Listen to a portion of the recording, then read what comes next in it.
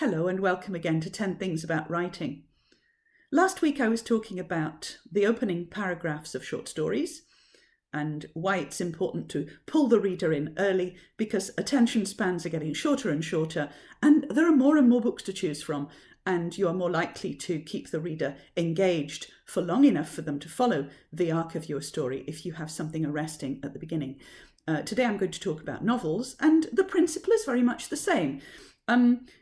You can allow yourself a little more leeway in the opening few pages of a novel to pull your reader in because people tend to be psychologically prepared for something that takes them a bit longer to get into. But if you haven't hooked them by the second or the third page, it is more than likely that they will disconnect, or that some of them will disconnect and won't read the rest of your book. So you've got to make the first couple of pages full of good stuff to make sure that your reader knows what they are prepared for and what they're getting themselves into.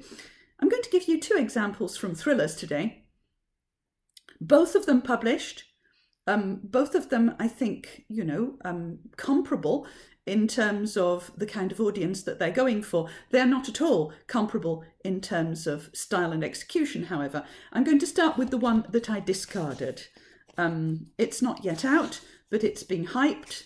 And it may do very well. It's already got some very good quotes from other authors. I'm not going to say what it is because I've no desire to throw the author under a bus. And it's also a perfectly decent book.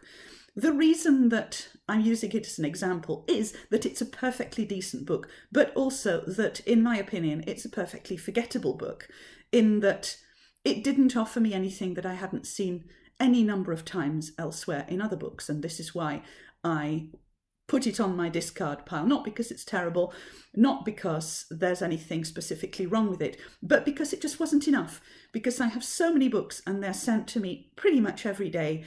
And if there isn't that extra something, I am much more likely to put the book on the discard pile. Now, this is how it starts. I've chosen it because I've chosen two first-person narrators, and I want to have a bit of a compare and contrast situation going on between them. One thing I learned from my 2 years fighting crime in Kamaho, sometimes to uphold the law, you need to break the fucking rules. 5 days after I arrested a police officer for drink driving and much worse, Miss Stanislaus, my partner in St Andrews CID, shot down Juba Hurst, the man who raped her as a child. The trouble I started was nothing compared to hers, and there was no way I was going to let her face the consequences on her own. That's me, Michael Digger Dixon. It is the way I'm wired. I'd spent all Sunday in the north of the island with my friend Karen, who headed a semi-military unit of 4, 3 fellas and a woman named Toya Furore, Karen's lieutenant. We called them the Bush Rangers. They had the gun skills and bushcraft of soldiers, the arresting powers of the police, and the deductive skills of detectives. Detective Superintendent Chilman, our old boss, had handpicked Karen and his crew to patrol the gloomy interior of the island. Fit, fast and armed, they'd stay out in the mountains for weeks if they had to, turfing out ganja growers, bushmeat hunters, murderers, and the occasional jailbreaker who ran for the mists and high forests of Kamaho. Karen's bush rangers could navigate the island in their sleep. They were legends in the north of the island. Okay, so what we've got here is a perfectly okay opening of a novel. I know that it's going to be some kind of a crime thriller because it's got that vibe, and there's a lot of... Well, the thing that put me off here is that there are a lot of characters being introduced all at once, and I don't really know anything about them. The first woman who is mentioned, I know she's been raped. Sometimes that's a bit of a turn-off for people straight away. The fact that it's the only thing I know about her so far is a bit of a turn-off for me, but that's a personal thing. But I do think there's the introduction of too many characters that I don't know about, too many names that I'm going to have to keep track of, not enough about those names. I'm already disconnecting because I'm at a party and I don't know anybody. And I haven't had proper introduction to any of them, and I don't yet care about them. And I am not all that motivated to turn the page to see if, perhaps later, 40 pages on, I might care about them. I have other things to read. So that is probably where, as a reader, if I were browsing this book in a bookshop, I would have turned off, and that's why. I also think that it's quite cliched. From time to time, I'm okay with cliches, but the guy who upholds the law and who wants to break the rules, we've seen so many of these guys. We've seen so many of these muscular bushfighters with the gun skills and the bushcraft. I don't know anything about them as people. I appreciate that, this may just be my personal take, but so far, I don't know about the world. I don't know about this island that I'm being told about. I'd quite like to know. I like islands. I'd quite like to know what world we're talking about, and not just in terms of it's bush and we're going to be bushfighting in it. I would like there to have been something that pulled me in this first page. And so far, there hasn't really been anything. I may be proved wrong by the sales of this book. I often am. But to me, this is not particularly engaging writing. And I would not be particularly hastening to read the rest of the book. Now I'm going to give you an example from Donna Tartt, The Secret History. I may have mentioned this book before. I think it's one of the best thrillers ever written. And it's also one of the best opening paragraphs ever written. I'm going to read you just the first page of it, because there are some similarities. It's a first-person narrative. It's clearly a thriller. It's a novel of suspense. This is where the comparison ceases. This is how it begins. The snow in the mountains was melting, and Bunny had been dead for several weeks before we came to understand the gravity of our situation. He'd been dead for 10 days before they found him, It was one of the biggest manhunts in Vermont history.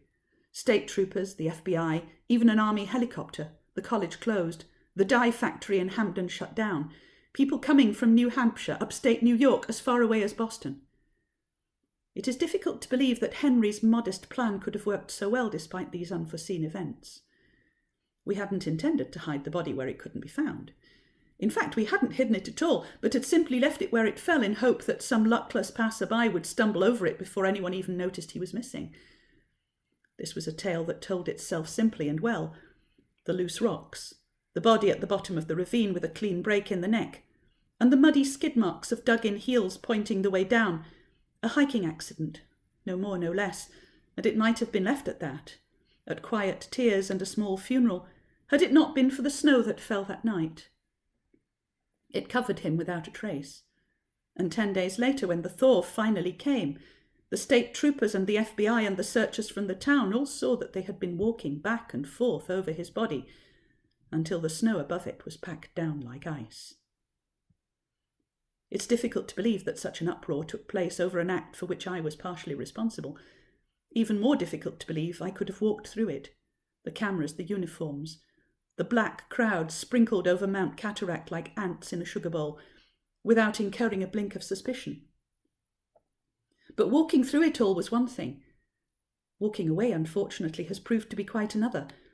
And though once I thought I had left that ravine forever on an April afternoon long ago, now I'm not so sure.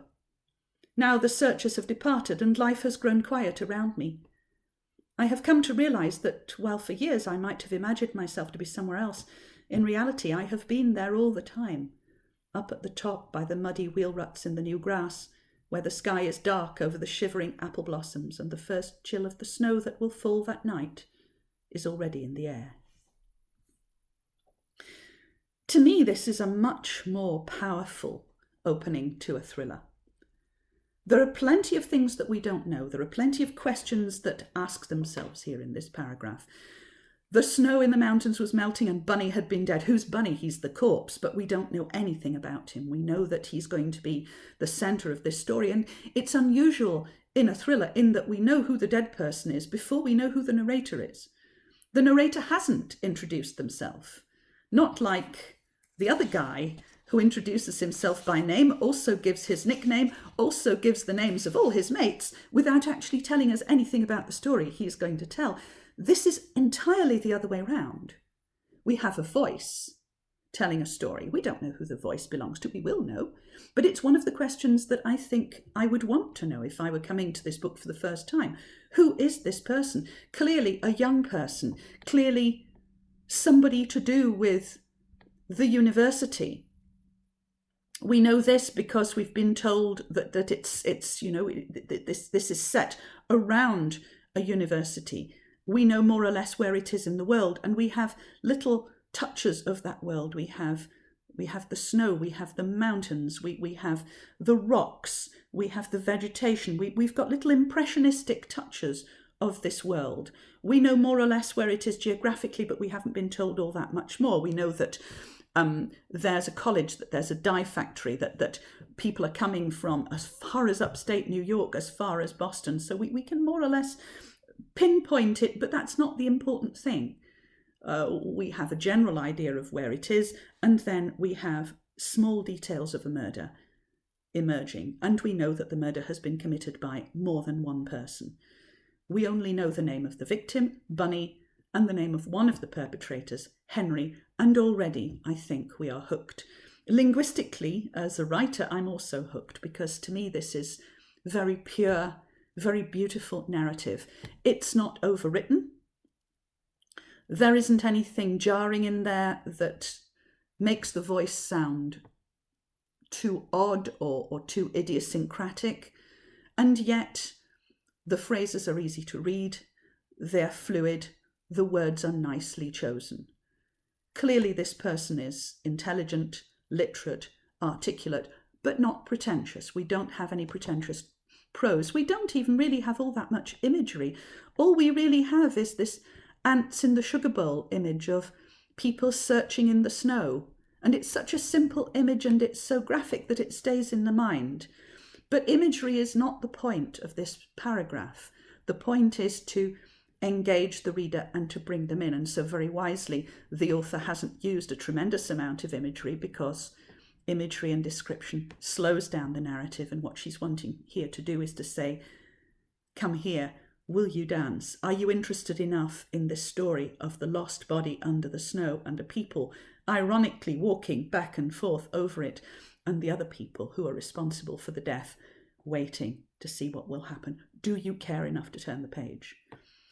For me, I did. Many other people did too. It's a story that has been read over and over and over again for the past 20 odd years or so. It's still the best thing Donna Tartt has ever written, and I still think that it is one of the best thrillers ever written, and it manages to combine a high level of literacy and, I think, extremely good writing, characterization, world building, with a plot that never gives up. It does both. It combines both, and to me that is the great success of any storyteller. See you next time. Happy reading. Bye-bye.